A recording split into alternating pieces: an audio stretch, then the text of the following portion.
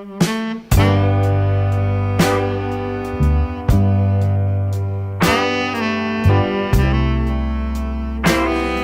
one thing I should have you do is state your name. Oh, Roxie Rodwell. And is there anything you'd like to tell me about your family? I should go and say that when I first came to Las Cruces, they thought Roxie was a nickname. So they started calling me Roxanne. So I kind of liked Roxanne, so that's my painting name.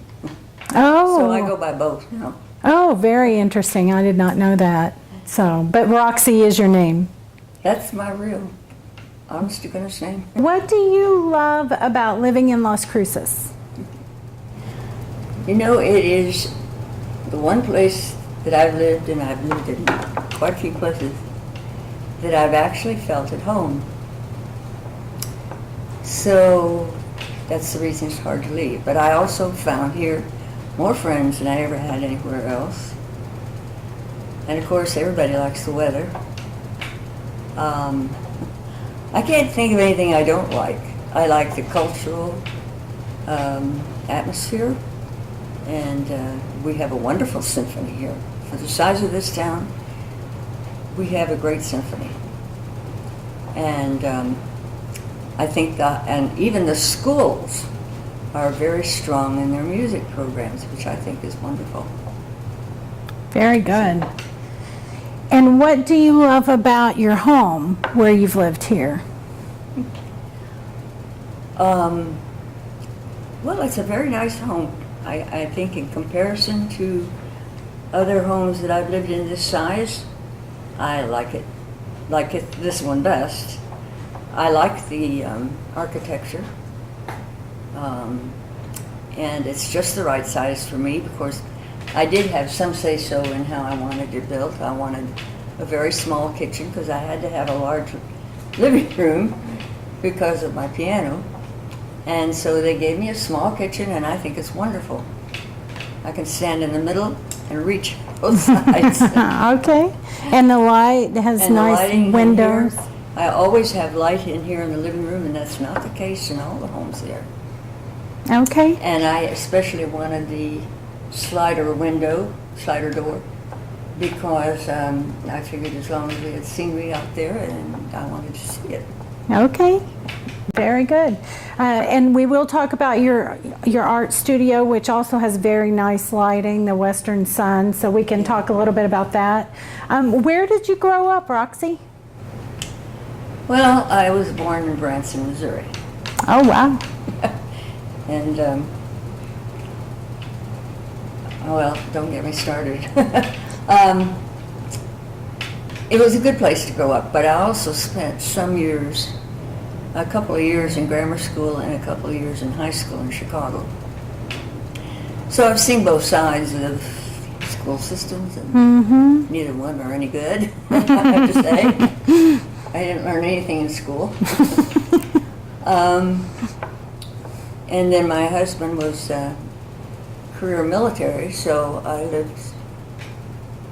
I spent my first 18 years in Branson and Chicago. After that, had no real. You no moved homes, around. Temporary homes. Okay. Right. Okay. So I know you're a painter, and we're going to take some look at your work here in just a minute. But how long have you been painting? Oh my. Well, I think all children like to draw, you know. But I was the youngest one in the family. I was, the rest of my family were more like aunts and uncles to me. So my mother, that didn't stop her. When she went places, she had to take me. And so she'd keep me busy by giving me something to write, to draw on. They were doing a program, this is all I can remember, on the First World War. And we made our own slides to be projected. And so they asked me to make a slide of the poem In Flanders Fields, where poppies grow, you know, row on row. So I was doing things like that. But then when I was about 12, we had a woman that lived there in Branson who was quite good. And she even had exhibited at the Art Institute in Chicago. So I used to ride my bike to her house, going down a steep hill that was not paved, Oh, crossed the creek, and down the other side to her house to paint. And she was, and she gave me my really first painting lessons. She was very good herself. And then when we were in Chicago, we had a membership at the Art Institute, and I attended the membership class there where it seemed like a huge amphitheater, but I guess it wasn't really, and drew from models, live models. oh, okay. And it was for all ages up through high school, I believe. So those were the young years where I was here and there. And I just pretty much kept up on my own, studying with whoever I found along the way. And So at what point did you know this was something you were going to be doing pretty much for the rest of your life, that you would be painting and as a profession? Because you've had your work in galleries and different shows and things, right? yeah, I exhibited in some jury shows. I don't know. I suppose I did study with one local teacher here who actually lived in Horizon City. And I suppose he's the one that probably encouraged me the most, and he was a good teacher in I think all teachers have some specific area that they like. He was very good in composition, and I don't know that I learned a lot about color from him because he used color all over the place, and it wasn't my style. But I think in just being around him in his workshops, that he encouraged he encouraged me to be serious about it. Oh, okay. Very good. But I've taken from some very, very good, outstanding teachers, nationally known, That's in great. workshops.